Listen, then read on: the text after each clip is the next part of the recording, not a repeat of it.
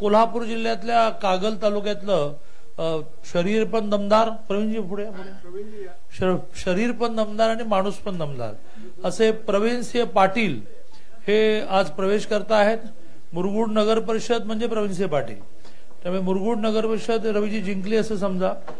त्यामुळे मुरगुड नगर परिषद मध्ये 5 वर्ष लोकनियुक्त नगराध्यक्ष, 30 वर्ष नगरसेवक, विश्वासराव पाटील मुरगुड सहकारी बँकेचे 20 वर्ष चेअरमन असा एक मोठा परिचय त्यांचा आहे।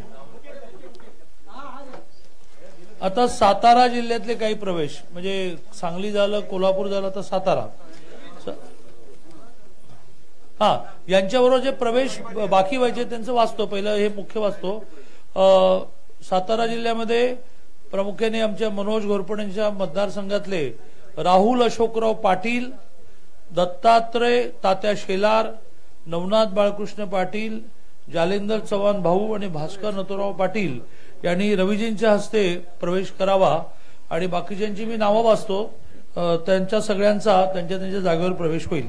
हे आहे गोकुळचं श्रीखंड, अगदी जिभेवर रेंगाळणार, जिभेवरच नाही तर मनावरही रेंगाळणार। गोकुळ श्रीखंड, मनावर रेंगाळणार।